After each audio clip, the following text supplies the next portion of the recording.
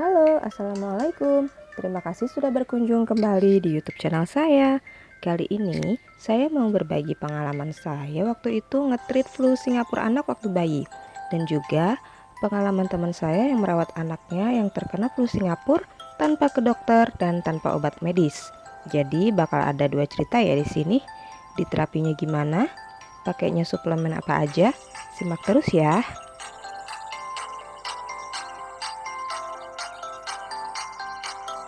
Yang belum tahu sebenarnya apa sih flu Singapura itu?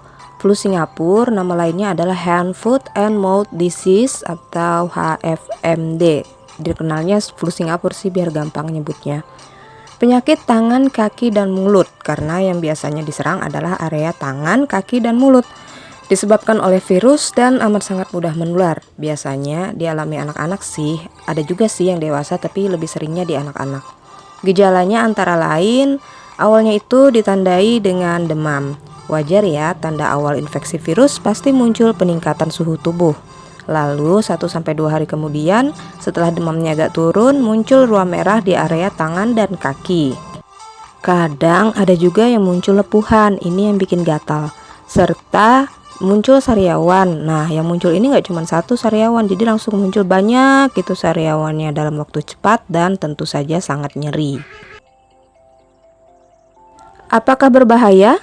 Virus ini termasuk self-limiting disease dalam arti tubuh bisa mengatasi sendiri dengan sistem imunitas tubuh yang baik. Obat khususnya pun setahu saya belum ada ya. Ke dokter juga diresepkan obat-obat yang sifatnya hanya meringankan gejala yang timbul. Bisa jadi berbahaya bila muncul dehidrasi. Soalnya kan flu Singapura itu tandanya biasanya tuh muncul sariawan yang banyak banget. Jadinya anak itu malas makan dan minum. Nah, bila sampai jatuh ke dehidrasi, nah itu yang berbahaya. Anak saya juga pernah dulu kena flu Singapura waktu dia masih bayi sekitar umur 1 tahunan. Gejalanya awalnya badannya agak hangat gitu. Gak sampai demam tinggi sih. Saya selalu aware ya kalau badan anak itu udah mulai hangat. Ini kira-kira penyebabnya kenapa nih? Dan di situ waktunya suplemen tambahan harus mulai agak dikencengin ya, supaya daya tahan tubuhnya naik. Jadi virus apapun yang mau menyerang si anak, semoga bisa minimal efek sakitnya. Nah, karena itu dia waktu itu masih ASI, jadi ASInya juga saya kuatin. Jadi nggak perlu dulu buru-buru dikasih obat penurun panas ya.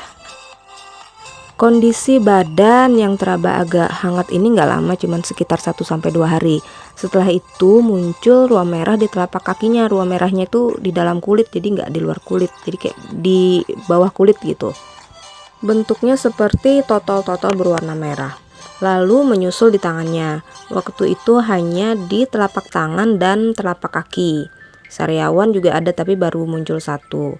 Saya googling dari gejala-gejala itu masih ada beberapa arti antara flu Singapura atau demam berdarah kan, kalau kayak ruam-ruam merah kayak gitu. Nah, karena saya khawatir kalau itu gejala DBD, jadi saya sempat kasih sari kurma buat mencegah trombositnya ngedrop. Selain juga untuk suplemen dan tambahan energi karena memang nafsu makannya lagi turun. Besoknya sariawannya itu langsung muncul banyak banget dalam satu malam. Nah, makin curiga kan kalau yes, ini kayaknya benar flu Singapura nih. Karena sariawannya itu udah banyak banget dan dia mulai males makan minum, ASI susah nyedot, disendokin juga males. Mama jadi khawatir kan. Jadilah kita bawa dia ke dokter anak. Dan memang fix diagnosanya adalah flu Singapura. Karena menurut Pak Dokter ini memang lagi rame nih kasus flu Singapura dia tangani. Sama Pak Dokter diresepkan obat untuk bantu tangani sariawannya dan obat minum untuk gatal karena flu Singapura ini memang biasanya gatal kata Pak Dokter. Tapi tidak ada obat khusus untuk antivirusnya sendiri.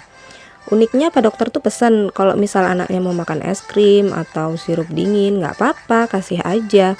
Karena kan sariawannya banyak dan sakit ya. Suhu dingin itu seperti anti nyeri alami. Dan juga supaya anaknya bisa tetap dapat asupan cairan, nggak sampai dehidrasi. Oke, masuk akal ya. Yang saya minumkan hanya obat untuk kurangi sariawannya aja, karena itu keluhan utama bayi saya waktu itu. Untuk obat gatal nggak saya minumkan, karena kalau diperhatikan anaknya juga nggak ada garuk-garuk kegatalan sih. Pengganti makan karena dia masih males makan, saya kasih sari kurma dan madu bergantian. Caranya diencerkan pakai air, dikasih es batu, jadi model-model sirup dingin gitu. Saya pilih cara ini daripada sekedar dibikinkan sirup aja, sirup yang biasa kita minum buat buka puasa itu. Paling enggak kalau dikasih sari kurma dan madu ada tambahan nutrisi dan energinya kan, sekalian untuk daya tahan tubuhnya. Jadi nggak cuma gula aja yang kita kasihin dia. VCO juga saya minumkan sesekali karena memang VCO selalu standby di rumah. Alhamdulillah dengan kombinasi terapi ini recovery-nya cepat ya. Sariawan itu tertangani langsung sembuh dengan cepat, jadi si bayi bisa nyedot ASI-nya lancar lagi. Nutrisi dalam ASI saya yakini juga adalah salah satu faktor yang bikin sakit apapun pada bayi lebih cepat sembuhnya. Nah, bintik-bintik merahnya juga langsung menghilang, nggak tambah menyebar. Kalau parah kan itu bisa muncul lepuhan-lepuhan di kulit, itu kayak luka melepuh gitu, dan itu pasti nyeri banget dan gatal banget. Bisa menyebar sampai bokong, bisa menyebar sepanjang tangan dan kaki. Ini alhamdulillah mulus aja kulit bayinya. Kesimpulannya, herbal itu bisa dikombinasi minum dengan obat medis ya, sepanjang herbal yang dipilih memang tepat.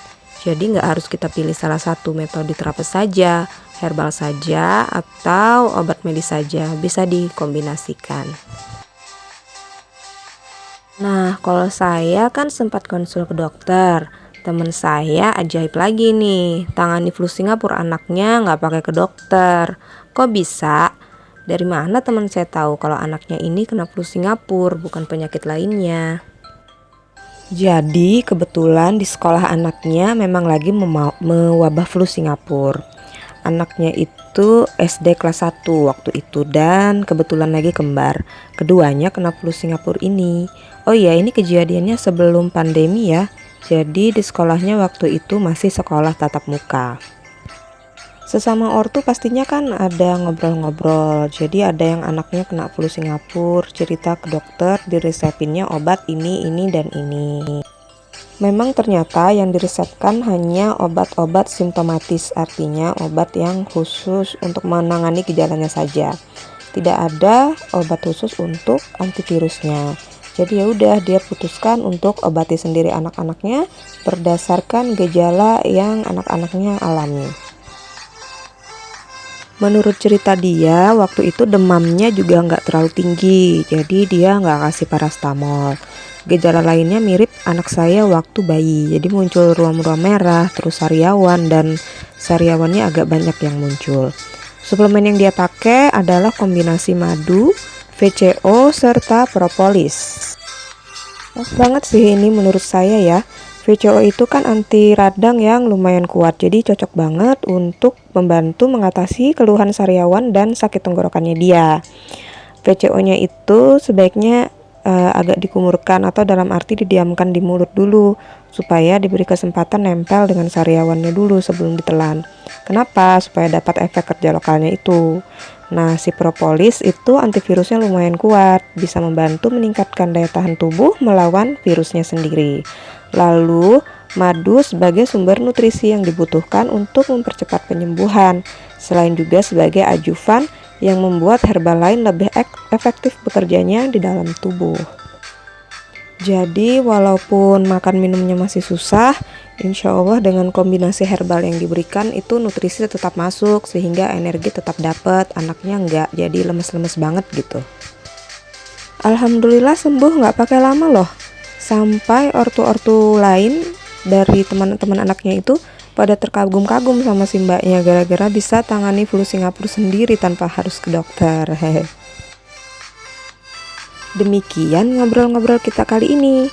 Mungkin ada ortu yang anaknya mengalami gejala yang sama. Apa yang disampaikan di sini semoga ada manfaat yang bisa diambil.